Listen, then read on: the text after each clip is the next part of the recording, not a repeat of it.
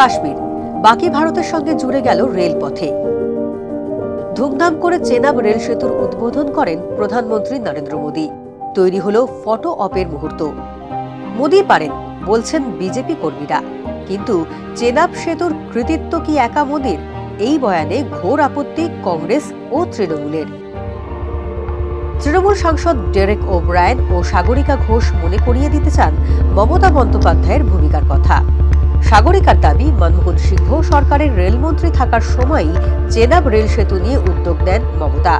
জম্মু কাশ্মীরের সেতু বানানোর কারখানা আর জম্মুতে সুড়ঙ্গ ও সেতু প্রযুক্তি শেখানোর প্রতিষ্ঠান খোলেন তৎকালীন রেলমন্ত্রী। কৃতিত্ব দাবি করতে ছাড়েনি কংগ্রেসও। বিজেপির পাল্টা বক্তব্য, কংগ্রেস আমলে চেনাব রেল সেতু প্রকল্পে ধুলো জমছিল, তবে এবার মোদী সরকারের বর্ষপূর্তিতে কংগ্রেস সরকারের অবদানের কথা মনে করিয়ে দিলেন খোদ বিজেপি সভাপতি। नरसिम्हा राव जी के टाइम पर 1995 में रखा गया था और इसको अटल जी ने project of national importance declare किया और पूरा करने का काम प्रधानमंत्री मोदी जी ने 6 जून को अभी 3 दिन पहले उसको पूरा किया। वो भी हमको ध्यान में रखना चाहिए।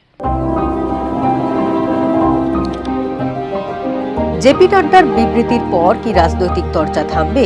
জানতে হলে ফলো করুন আনন্দবাজার.com।